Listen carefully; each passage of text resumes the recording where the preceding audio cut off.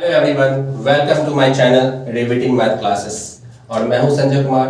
आज मैं आप लोगों के लिए साइंस क्लास 10th का जो ऑब्जेक्टिव है उसकी मैं पूरी सीरीज लेके आने वाला हूं, जिसमें प्रत्येक चैप्टर का ऑब्जेक्टिव जो है चैप्टर बाय चैप्टर आपको कराया जाएगा। तो आज जो फर्स्ट का चैप्टर है प्रकाश के परावर्तन एवं अपवर्तन का जो मैं ऑब्जेक्टिव है आपके लिए लेके आ रहा हूँ। धन्यवाद। चलते हैं फर्स्ट क्वेश्चन की ओर। और जो मेरा फर्स्ट क्वेश्चन होगा, क्वेश्चन चालू करने से पहले मैं आपको बता दूं, जो लोग हमारे चैनल पे नए हैं इस चैनल को सब्सक्राइब कर ले, साथ ही साथ बेल का बटन दबा दे, ताकि जो मेरी नई आने वाली जो वीडियो होगी उसका अपडेट आपको मिल जाएगा। दोस्तों, मैं आपसे वादा करता हूँ ये सारे के सारे क्वेश्चन आपकी परीक्षा की दृष्टि से बहुत ही महत्वपूर्ण है, और आने वाली जितनी भी परीक्षाएं हैं उन सभी परीक्षाओं में जो क्लास 10वीं की होगी साइंस की, वो 100% टकराने की पूरी गारंटी है। धन्यवाद।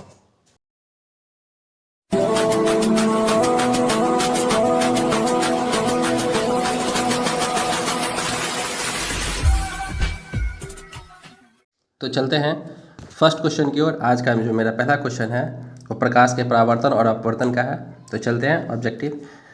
किसी पारदर्शी माध्यम में प्रकाश की किरणें गमन करती है। तो किस पारदर्शी माध्यम में प्रकाश की किरणें कैसे गमन करती है? तो सीधी रेखा में हमेशा गमन करती है, इसलिए इसका आंसर हो जाएगा ऑप्शन नंबर ए। अब चलते हैं सेकंड क्वेश्चन की ओर। निर्वात में प्रकाश की चाल कितना होता है? तो निर्वात में प्रकाश की चाल कितना होता है? 3 लाख वर्ग किलोमीटर होता है, मीटर पर सेकंड में होता है, इसलिए इसका आंसर क्या हो जाएगा? Option number A is the right answer. अब चलते हैं नेक्स्ट क्वेश्चन की ओर। किसी अवतल दर्पण की फोकस दूरी कैसी होती है? तो अवतल दर्पण की फोकस दूरी क्या होती है? तो अवतल दर्पण की फोकस दूरी क्या होती है? ऋणात्मक होती है, इसलिए इसका आंसर क्या हो जाएगा? Option number B is the right answer. अब चलते हैं नेक्स्ट क्वेश्चन की ओर। किसी उत्तल दर्पण की फोकस दूरी क्या होती है? तो अवतल की जो ऋणात्मक होती है, इसलिए उत्तल की क्या होगी? धनात्मक होगी, इसलिए इसका आंसर हो जाएगा option number A is the right answer. अब चलते हैं नेक्स्ट क्वेश्चन की ओर। किसी अवतल लेंस की फोकस दूरी कैसी होती है? तो अवतल लेंस की फोकस दूरी क्या होती है? ऋणात्मक होती है, इसलिए इसका आंसर क्या हो जाएगा? Option number B is the right answer. अब चलते हैं नेक्स्ट क्वेश्चन की ओर। किसी उत्तल लेंस की फोकस दूरी क्या होती है? तो उत्तल लेंस की फोकस दूरी क्या होती है? धनात्मक होती है, इसलिए इसका आंसर क्या हो जाएगा? Option number A is the right answer. अब चलते हैं नेक्स्ट क्वेश्चन की ओर। तो नेक्स्ट क्वेश्चन मेरा कहता है 7 नंबर, वास्तविक प्रतिबिंब का आवर्धन क्या होता है? तो वास्तविक प्रतिबिंब का आवर्धन क्या होता है? ऑप्शन के अकॉर्डिंग चलेंगे तो धनात्मक होता है, सॉरी ऋणात्मक होता है, इसलिए इसका आंसर क्या हो जाएगा? Option number B is the right answer. चलते हैं नेक्स्ट क्वेश्चन की ओर। आभासी एवं सीधा प्रतिबिंब का आवर्धन कैसा होता है? तो आभासी और जो सीधा प्रतिबिंब होता है उसका जो आवर्धन होता है वो होता है धनात्मक होता है, तो option number A is the right answer. अब चलते हैं नेक्स्ट क्वेश्चन की ओर। गोलीय दर्पण द्वारा उत्पन्न आवर्धन एम निम्न में से कौन से हैं? तो अब एम जो है, एम बराबर क्या फॉर्मूला होता है? तो एम बराबर ये कौन सा दर्पण है? गोलीय दर्पण है, तो इसका आंसर क्या हो जाएगा? Option number B is the right answer, M बराबर माइनस बी बाय यू। अब चलते हैं नेक्स्ट क्वेश्चन की ओर। गोलीय लेंस द्वारा उत्पन्न आवर्धन एम निम्न में से किसके बराबर होता है? तो ऑप्शन नंबर क्या हो जाएगा? ए इज द राइट आंसर। अब चलते हैं नेक्स्ट क्वेश्चन की ओर, ए इसका आंसर हो जाएगा। अब चलते हैं नेक्स्ट क्वेश्चन है कि नई कार्तीय चिन्ह परिपाटी के अनुसार मुख्य अक्ष के लंबवत तथा ऊपर की ओर प्लस वाई अक्ष के अनुदेश मापी जाने वाली दूरियां मानी जाती है। तो वो जो दूरी होती है वो कैसी होती है? तो वो होती है धनात्मक होती है, इसलिए इसका आंसर क्या हो जाएगा? Option number A is the right answer. चलते हैं नेक्स्ट क्वेश्चन की ओर। नेक्स्ट क्वेश्चन मेरा कहता है कि नई कार्तीय चिन्ह परिपाटी के अनुसार मुख्य अक्ष के लंबवत तथा नीचे की ओर माइनस वाई अक्ष के अनुदिश मापी जाने वाली दूरियां मानी जाती है। तो नीचे जो मापी जाने वाली दूरियां होगी वो कैसी हो जाएगी? तो ऑप्शन नंबर बी यानी ऋणात्मक होगी, इसलिए इसका ऑप्शन क्या हो जाएगा? Option number B is the right answer. चलते हैं नेक्स्ट क्वेश्चन की ओर। नई कार्तीय चिन्ह परिपाटी के अनुसार मूल बिंदु के दाईं ओर यानी प्लस एक्स के अनुदिश मापी गई सभी दूरियां मानी जाती है। तो सभी दूरियां कैसी मानी जाती है? तो वो होती है धनात्मक होती है, इसलिए इसका आंसर क्या हो जाएगा? Option number A is the right answer. अब चलते हैं नेक्स्ट क्वेश्चन की ओर। नई कार्तीय चिन्ह परिपाटी के अनुसार मूल बिंदु के बाईं ओर x माइनस एक्स के अनुदिश मापी गई सभी दूरियां मानी जाती है। तो वो कैसी मानी जाती है? तो वो मानी जाती है ऋणात्मक मानी जाती है, option number B is the right answer. चलते हैं नेक्स्ट क्वेश्चन की ओर। दंत विशेषज्ञ मरीजों के दांतों का बड़ा प्रतिबिंब देखने के लिए किस दर्पण का उपयोग करते हैं?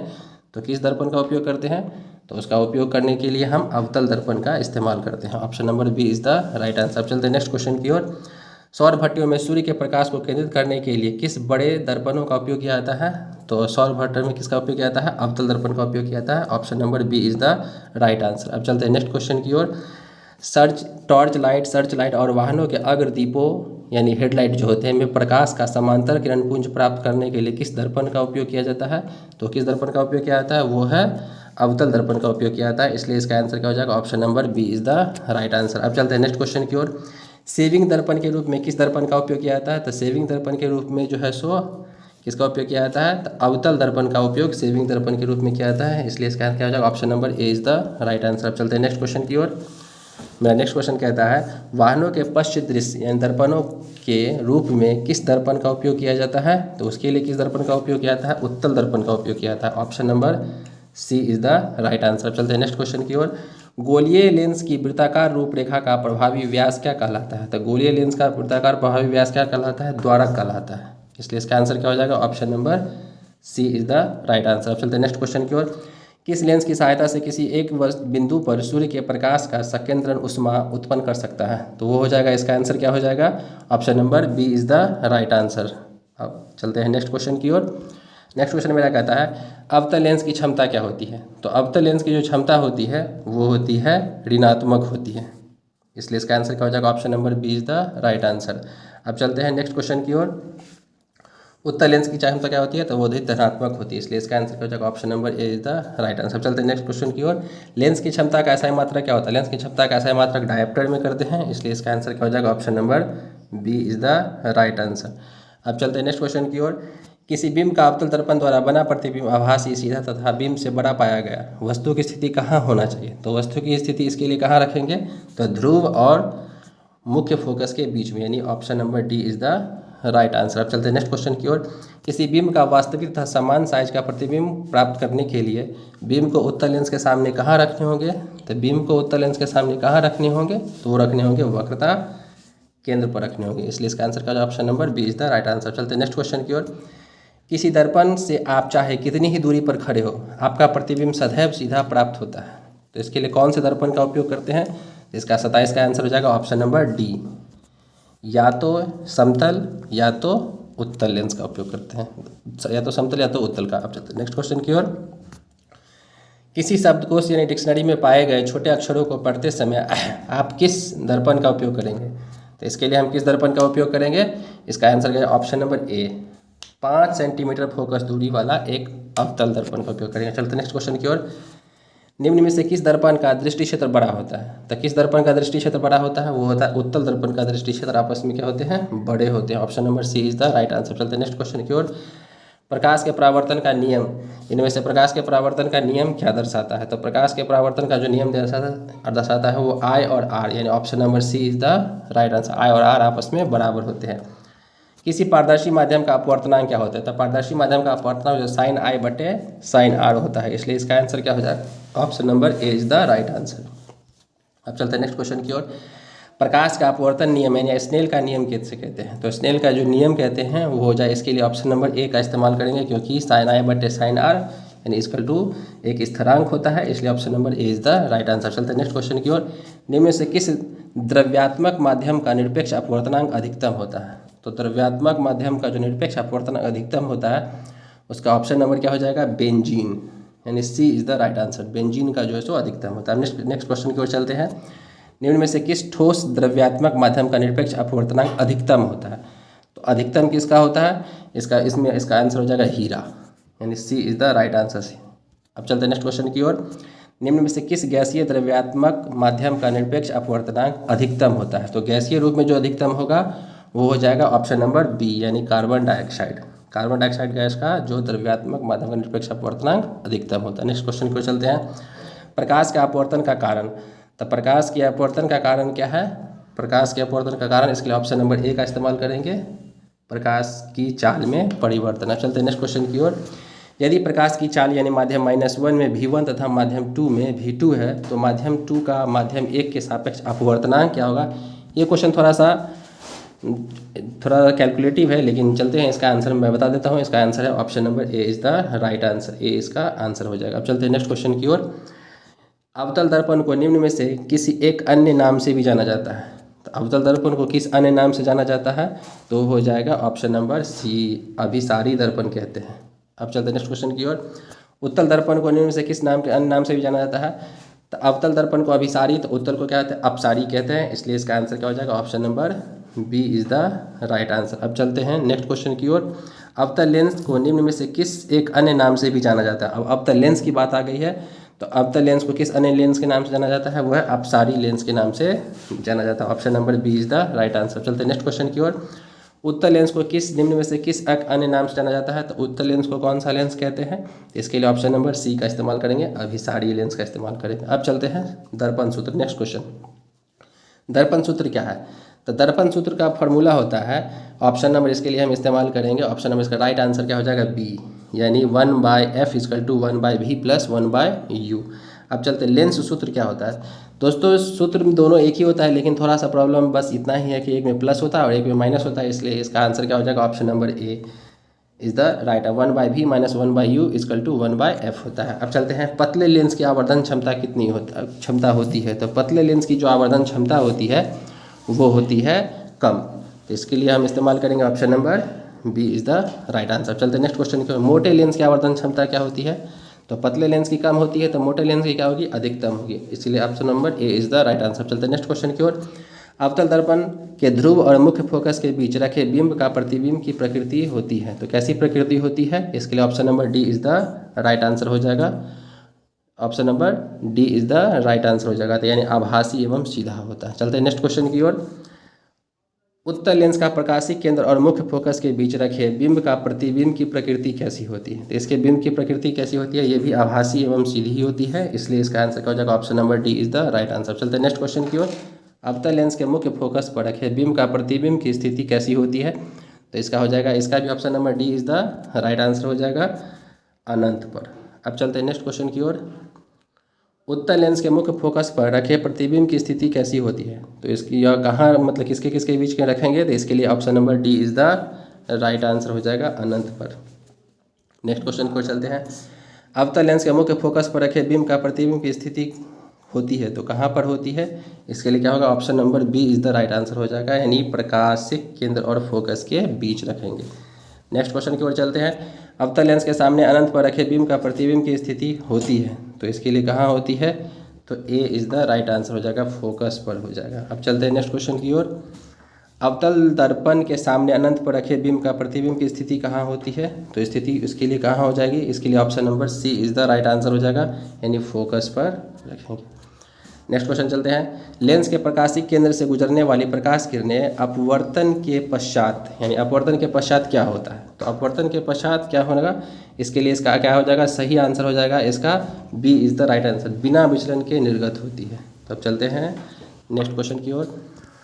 मुख्य फोकस से गुजरने वाली प्रकाश किरण उत्तल लेंस से अपवर्तन के पश्चात वो कहाँ जाती है? अब उत्तल लेंस से अपवर्तन होने के पश्चात कहाँ जाएगी? तो वो हो जाएगी निर्गत किरण और मुख्य अक्ष के समांतर चली जाती है, मुख्य अक्ष के समांतर चली जाती है। Option number C is the right answer. ये सारे के सारे जो क्वेश्चन मैं बता रहा हूँ, ये चैप्टर बाय चैप्टर चलेगा इसी प्रकार से, और ये बहुत ही इंपॉर्टेंट क्वेश्चन है।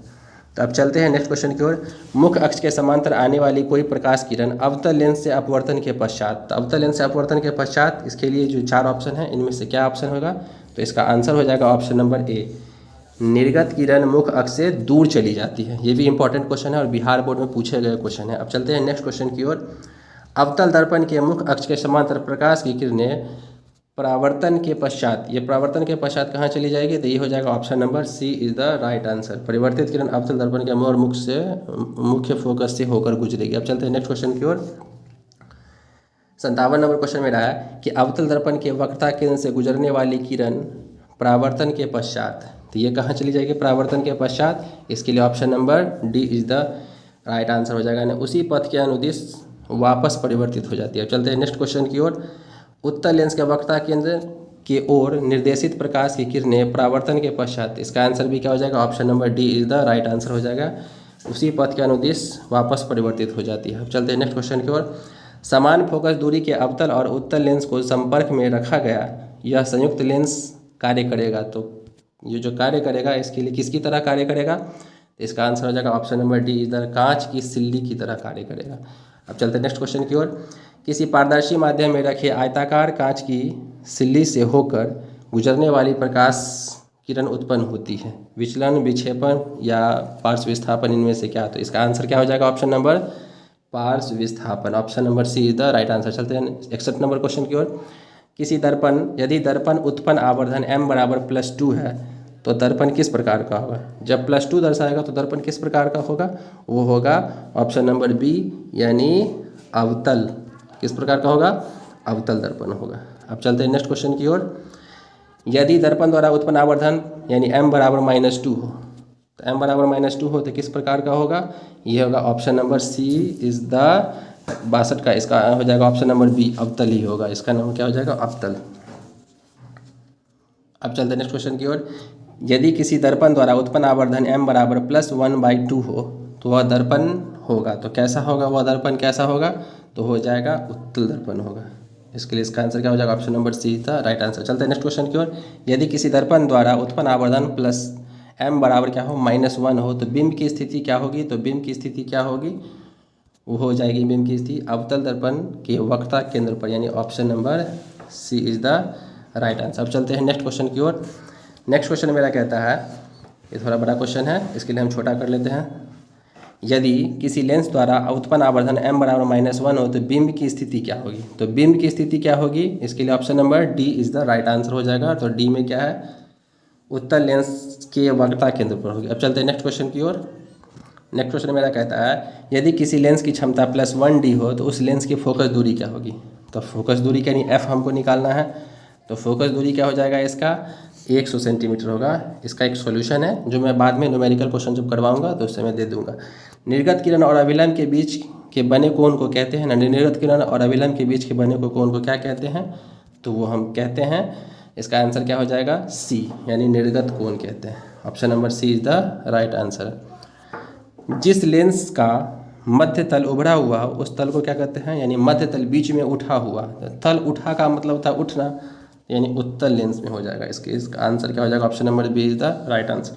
चलते हैं नेक्स्ट क्वेश्चन की ओर।